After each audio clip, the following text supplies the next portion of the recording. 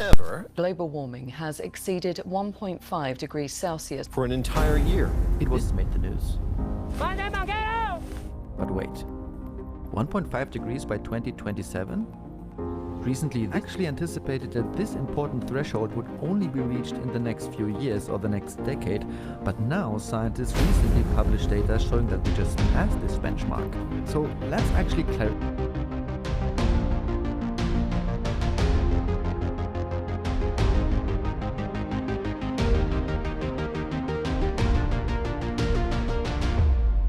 Receiving heat wave to severe heat wave conditions over the North Indian plains and heat wave also over the Western Himalayan region and also.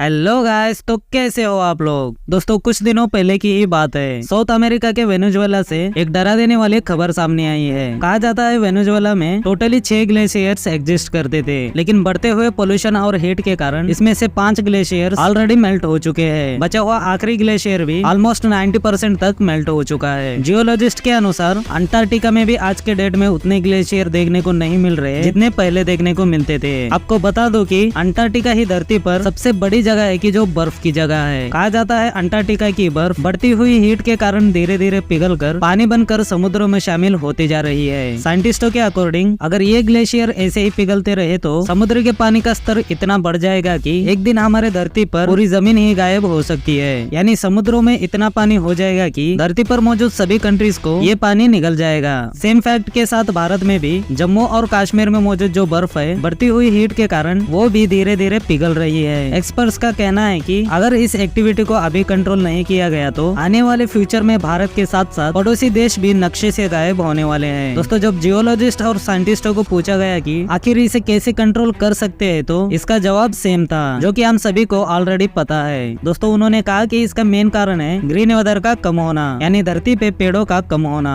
हद से ज्यादा पेड़ों को काटे जाने से धरती पर ऑक्सीजन की मात्रा कम होकर कार्बन डाइऑक्साइड की मात्रा का ज्यादा होना। कहा जाता है अगर धरती पर पेड़ पौधे ज्यादा हो तो शायद बढ़ते हुए कार्बन डाइऑक्साइड, बढ़ती हुई हीट और बढ़ते हुए पोल्यूशन को भी ये पेड़ पौधे कंज्यूम कर सकते हैं और यही एक सोर्स है जो इन सभी नेचुरल अनबैलेंसिंग को कंट्रोल कर सकती है। सोचो अगर यही धरती का मेन सोर्स यानी पेड़ पौधे ही अगर धरती से गायब हो जाएंगे तो ऐसी कौन सी चीज होगी जो नेचर को बैलेंस रख सकती है। दोस्तों कहा जाता है इंसान काफी तेजी से जंगलों को खत्म किए जा रहे हैं। सरकारी आंकड़ों के मुताबिक दुनिया भर में हर दिन करीब 42,000 और साल में 15 अरब पेड़ काटे जा रहे हैं। कहा जाता है अब धरती पर ऑक्सीजन भी 20.95% ही बचा है, जो कि पहले एस्टिमेट किया जाता था 21% ऑक्सीजन है और ये परसेंटेज टाइम टू टाइम और भी कम होते जा रहा है। क्या पता आगे ऐसा भी हो सकता है सांस लेने के लिए भी ऑक्सीजन सिलेंडर्स खरीदना पड़े। दोस्तों जो लोग प्रकृति को प्यार करते हैं उनके अनुसार ये कहा जाता है हमारे धरती पर 2 तरीके के लोगों को देखा जा सकता है। पहले है वो लोग जो डेवलपमेंट के नाम पर या अपने छोटे से फायदे के लिए हजारों पेड़ों को काटे जा रहे हैं और दूसरे वो लोग हैं अपने आने वाले फ्यूचर को बचाने के लिए इन्हीं पेड़ों को काटने से बचाने की कोशिश कर रहे हैं और ज्यादा से ज्यादा पेड़ों को लगाने की मुहिम को छेड़ रहे हैं। तो दोस्तों आप बताओ आप किस कैटेगरी में आते हो, पहले वाले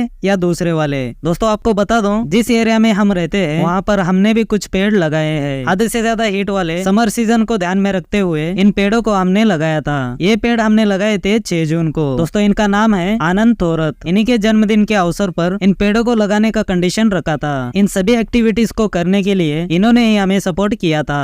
दोस्तों अभी तो ये रूट ऐसे दिखती है, देखते हैं अगले साल तक ये रूट कैसे दिखती है। तो दोस्तों वीडियो इन्फॉर्मेटिव लगी हो तो लाइक जरूर करना और वीडियो को ज्यादा से ज्यादा शेयर कर देना। तो चलिए मिलते हैं अपने नेक्स्ट वीडियो में, तब तक के लिए गुड बाय। 7 से 8 डिग्री सेल्सियस कितना बड़ा फर्क होता है, इससे आपको अहमियत पता चल जानी चाहिए पेड़ों की। और यही कारण है जिसकी वजह से मैं कहता हूं कि किसी भी शहर में सड़कों का जाल बिछा देना ये कोई डेवलपमेंट का इंडिकेटर नहीं होना चाहिए।